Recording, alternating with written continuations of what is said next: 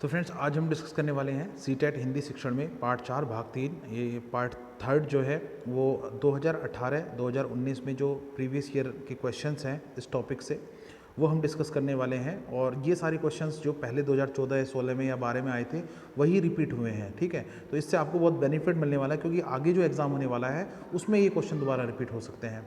तो स्टार्ट करते हैं। तो पहला क्वेश्चन है फ्रेंड्स, उच्च प्राथमिक स्तर पर व्याकरण सिखाने की किस विधि को आप सर्वाधिक महत्वपूर्ण एवं उपयोगी पाते हैं? तो फ्रेंड्स इसमें ऑप्शन है अनुवाद विधि, आगमन विधि, निगमन विधि और पाठ्य पुस्तकीय विधि। तो इसमें सबसे बेस्ट जो विधि है वो आगमन विधि है, जिसमें पहले उदाहरण प्रत्यक्ष रूप से दिखाए जाते हैं, उसके बाद उन उदाहरणों के आधार पर सामान्यकरण करके एक नियम बना दिया जाता है। तो अगर क्वेश्चन इस तरीके से आया तो यहाँ आगमन विधि आंसर होगा। लेकिन अगर इसमें एक ऑप्शन और होता जिसमें मान लीजिए पांचवा ऑप्शन होता आगमन और निगमन विधि, जिसे हम विश्लेषणात्मक विधि भी कहते हैं। तो विश्लेषणात्मक विधि में पहले आगमन विधि का प्रयोग किया जाता है, फिर निगमन विधि, और दोनों विधियों से एक जो नई विधि ये बनती है विश्लेषणात्मक विधि, ये सबसे बेस्ट होती है। तो यहाँ नहीं है आगमन निगमन यानी विश्लेषणात्मक, तो यहाँ आगमन विधि बेस्ट रहेगी। अगर क्वेश्चन में आगमन निगमन विधि रखा होता, ठीक है, तो आगमन निगमन विधि या विश्लेषणात्मक विधि के नाम से भी क्वेश्चन पूछा जा सकता है। ठीक है, तो ये जुलाई 2019 में जो सीटेट का एग्जाम होता है पेपर 2 में पूछे गए थे। ठीक है, नेक्स्ट क्वेश्चन देखते हैं। उच्च प्राथमिक स्तर पर भाषा शिक्षण का उद्देश्य निम्न में से कौन सा नहीं है? तो देखिए इसमें ऑप्शन दे रखा है भाषा की व्याकरणिक बिंदुओं की परिभाषाओं को जानना। ठीक है, तो ये ऑप्शन हमारा सही होगा क्योंकि उसमें पूछा है उद्देश्य नहीं है। तो उद्देश्य भाषा व्याकरणिक बिंदुओं की परिभाषाओं को जानना जो है वो उद्देश्य नहीं होता है। ठीक है, इसमें दे रखा है कि भाषा के व्याकरणिक बिंदुओं की परिभाषाओं को जानना ये उद्देश्य नहीं है, तो यही सही है ऑप्शन नंबर 3। सिर्फ परिभाषा रखने से कुछ नहीं होता। नेक्स्ट क्वेश्चन देखेंगे। भाषा की नियमबद्ध प्रकृति को पहचानना और उसका विश्लेषण करना उच्च प्राथमिक स्तर पर भाषा शिक्षण का, ठीक है, मुख्य उद्देश्य यही है। क्या कि जब भी बात आएगी भाई व्याकरण क्यों पढ़ाएंगे हम उच्च प्राथमिक स्तर पर, तो उसके मुख्य कारण ये होते हैं कि भाषा यानी नियमों को समझना, यानी नियमबद्ध प्रकृति को समझना भाषा की, ठीक है, उनको पहचानना और फिर उनको समझना, उनका विश्लेषण करना, यानी नियम जानना और उनको उदाहरण के तौर पर, ठीक है, उदाहरण समझते हुए या किसी पाठ के संदर्भ में, किसी वाक्य के संदर्भ में उन व्याकरणिक नियमों को समझना, ये हमारा उद्देश्य होता है। तो ये सेंटेंस आप दिमाग में बैठा लीजिए कि नियमबद्ध प्रकृति को पहचानना और उसका विश्लेषण करना। इससे कई क्वेश्चन पूछे जा चुके हैं।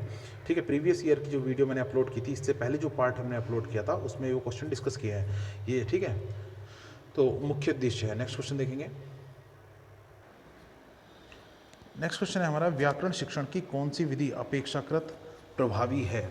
तो व्याकरण शिक्षण की कौन सी विधि प्रभावी है? तो आगमन विधि। ठीक है, तो ये दिसंबर 2019 में पूछा गया क्वेश्चन था, वो जुलाई के थे, ये दिसंबर 2019 के हैं। ठीक है, तो सेम क्वेश्चन पूछा गया था व्याकरण से जुड़ा हुआ। नेक्स्ट क्वेश्चन देखेंगे। तो नेक्स्ट क्वेश्चन है फ्रेंड्स, कविता में कई बार अभी भी का प्रयोग करके बातें रची गई हैं। ठीक है, बिना रुके चलने वाले किसी कार्य का भाव निकल रहा है या नहीं? प्रश्न डैश डैश की ओर संकेत करता है, किस ओर संकेत करता है? तो मुख्य बात यह है कि अभी भी किस बात की ओर संकेत करता है, क्या ये व्याकरणिक ज्ञान है या भाषा की बारीकी है? तो फ्रेंड इसका जो करेक्ट आंसर होगा वो भाषा की बारीकी होगा। ये दिसंबर 2019 में पूछा गया था। तो इसका आप एक्सप्लेनेशन है, समझिए कि जो भाषा की बारीकी होती है उसका मतलब यहाँ ये है कि इसका अभिप्राय जो है वो भाव, विचार आदि की सूक्ष्मता से है। ठीक है, इस वाक्य में अभी भी शब्द जो है वो भाषा की बारीकी की ओर संकेत करता है। ठीक है, नेक्स्ट क्वेश्चन देखेंगे। नेक्स्ट क्वेश्चन है फ्रेंड्स, भाषा सीखने और भाषा अर्जित करने में मुख्य अंतर का आधार निम्न में से कौन सा नहीं है? ठीक है, तो इनमें 3 तो आधार हैं। तो भाषा सीखना जिसे हम लर्निंग कहते हैं, लैंग्वेज लर्निंग, और भाषा अर्जित करना जिसे हम लैंग्वेज एक्वाजिशन कहते हैं। और अर्जित करने का मतलब होता है स्वाभाविक रूप से अर्जित करना, जैसे 2 या 3 साल का बच्चा अपनी मातृभाषा अपने परिवार में रह के सीख जाता है बिना किसी एक्स्ट्रा एफर्ट के, बिना किसी कोचिंग के, तो उसे कहते हैं हम स्वाभाविक रूप से, सहज रूप से और अपने भाषाई परिवेश को में रहते हुए भाषा सीख जाना। तो भाषा जो अर्जित होती है उसके लिए भाषाई परिवेश जरूरी है। ये जो है भाषा अर्जित करना सहज होती है, स्वाभाविक होती है। ठीक है, और क्या नहीं होती है? व्याकरण। ठीक है, तो व्याकरण जो है वो भाषा अर्जित करने में कहीं नहीं आती है। तो भाषा सीखने और भाषा अर्जित करने में मुख्य अंतर का आधार, ठीक है, ये तीनों तो हैं। क्योंकि भाषा सीखना जो है, भाषा सीखने के लिए भाषाई परिवेश इतना ज़रूरी नहीं है, ठीक है। वो आप किसी कोचिंग क्लास में भी आप सीखने जा सकते हो, ठीक है। भाषा अर्जित करने में सहजता होती है, जबकि सीखने में सहजता नहीं होती है, ठीक है। भाषा अर्जित करना स्वाभाविक होता है, क्योंकि भाषा सीखना जो है, ठीक है, वो स्वाभाविक नहीं होता है वो, ठीक है। हम कॉन्शियस एफर्ट करते हैं उसमें, ठीक है। तो ये अंतर है। तो भाषा सीखने यानी लर्निंग में और एक्वाइजेशन में मुख्य अंतर जो है भाषाई परिवेश, सहजता और स्वाभाविकता को लेकर है, व्याकरण को लेकर नहीं है। तो ऑप्शन नंबर 1 हमारा करेक्ट आंसर, क्योंकि इसमें पूछा गया आधार नहीं है, मुख्य अंतर का आधार नहीं है। तो ये जुलाई 2019 में आया था ये भी, ठीक है।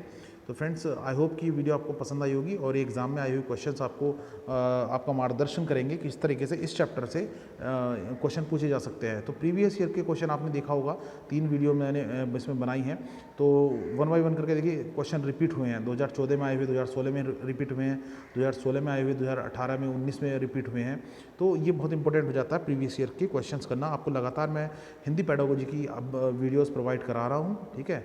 और भी सारे सब्जेक्ट से जुड़ी आपको वीडियोस मिलती रहेंगी। चैनल को सब्सक्राइब कर लीजिए अगर आप पहली बार चैनल पर आए हैं, और बेल आइकन का बटन जरूर दबाइए। मिलते हैं नेक्स्ट वीडियो में, तब तक के लिए धन्यवाद।